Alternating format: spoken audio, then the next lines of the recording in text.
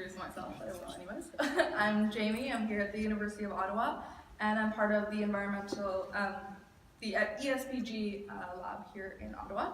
So I'm very excited to talk to you today about my master's research project, which looks at the implications of climate change for polar bear viewing tourism to Churchill, in Churchill, Canada. So really bringing it back to the Arctic a little bit, subarctic. Yeah. So what I want to focus on in this is the context of why I'm doing this, because it's very important, as well as some of my preliminary results, as I just came back from data collection this past November. So that's exciting. It's a lot of information, but bear with me, pun intended. So my research is on Churchill, Manitoba. It's known as the polar bear capital of the world. It's a small town of less than 800 people, and it's located north-central Canada on the edge of the Hudson Bay. And Churchill and its surroundings is home to the Western Hudson Bay subpopulation of polar bears who each October to November congregate around the town of Churchill and wait for the sea ice to form so that they can begin hunting for seals, which is their main source of food. So since the 1960s, Churchill's tourism industry has capitalized on the Western Hudson Bay's polar bear waiting period by offering tourists these really unique opportunities to see a polar bear in its natural environment, something that you obviously don't see every day, unfortunately. So it's a huge industry. It attracts on average 8,000 to 10,000 tourists, both national and international each season, so it's pretty big. What I'm talking about today sort of links this all to climate change. So the popularity and demand to travel to Churchill to see the bears has actually been linked to the implications of climate change in polar regions, whereby the rise in temperature has caused early ice breakup and later refreeze periods, which lengthens the time that a polar bear has to access to food.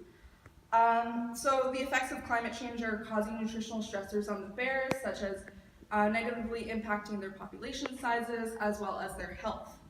It's been suggested that the vulnerability of the polar bears has resulted in tourists to sort of rush to Churchill to see the bears before they disappear, and this is a tourism trend referred to as last chance tourism.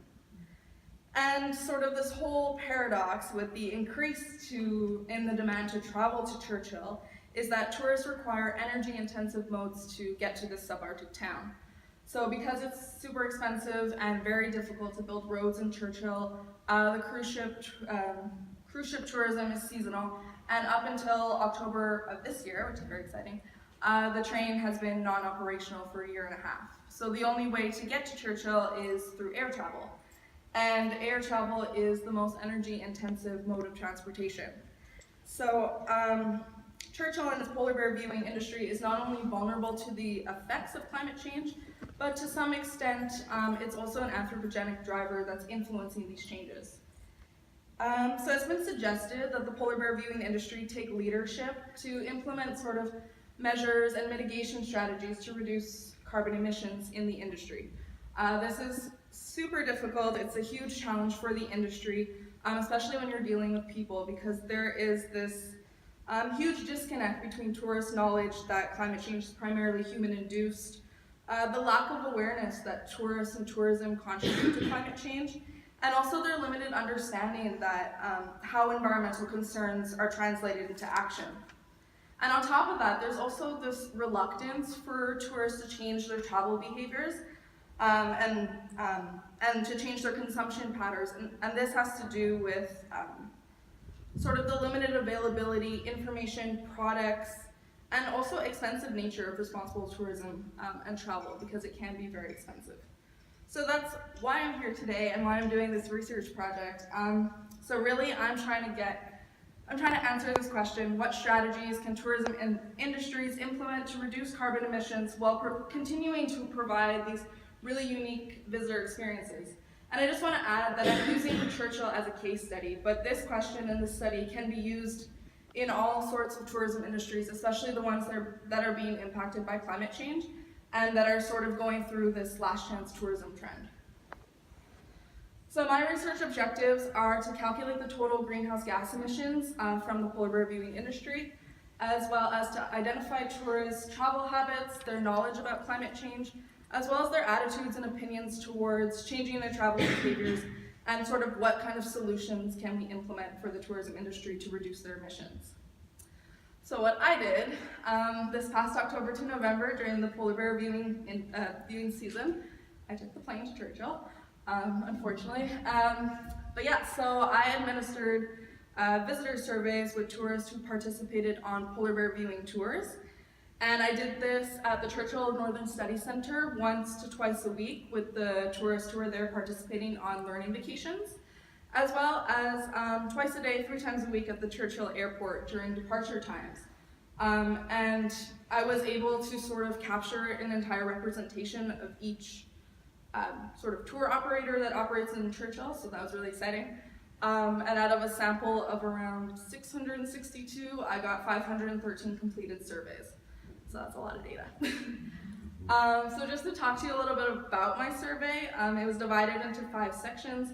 So trip characteristics, what they did on their trip, motivations to travel, and the purpose of this question was really to see, are we experiencing this last chance tourism trend? And then also just looking at the perceptions that they have about climate change in regards to the polar bear viewing industry, as well as their opinions on environmental solutions, and then a couple of demographic questions. So based on my results, this is what I've gathered so far. The average polar bear viewing tourist is female, 64 years of age, holds a bachelor or graduate degree. And I just really want to point out something really interesting that I got is that 68% of my respondents were from the United States, which is a pretty big representation of the people coming to Churchill, which is super interesting. So in order to attain my first objective of calculating the greenhouse gas emissions, so I will be doing this for the entire industry, like including accommodations, activities, as well as travel routes. For the purpose of this presentation, I've only done the travel routes. It's a lot of work. So I'm using a bottom-up approach, so everything is coming from the visitor surveys. So to calculate the travel routes, I basically asked the tourists to tell me how they got to Churchill and how they're getting back home. So using the information of the flights, considering everyone had to take a plane to get there, I inputted that information into online carbon calculators, which does some really interesting math that I don't understand, and they give me, it gives me sort of their carbon emissions depending on how many passengers for that flight. And if anyone has ever used carbon calculators and knows good ones to use, please let me know because I'm sort of struggling.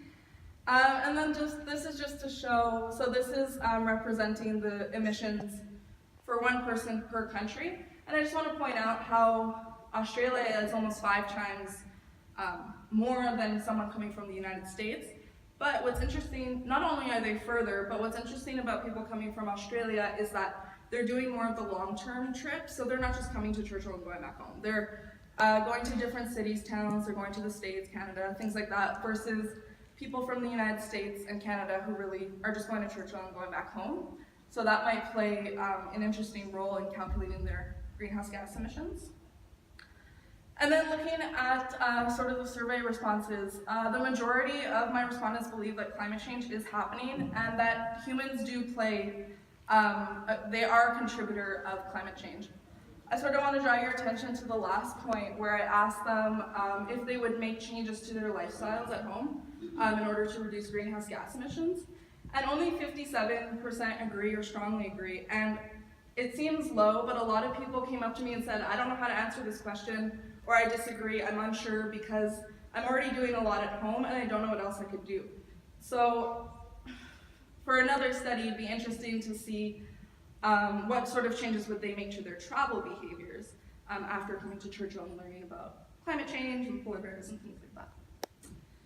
And then looking at the strategies, so I gave them a list of options alternatives or to reduce carbon emissions and asked them to rate how effective they would be.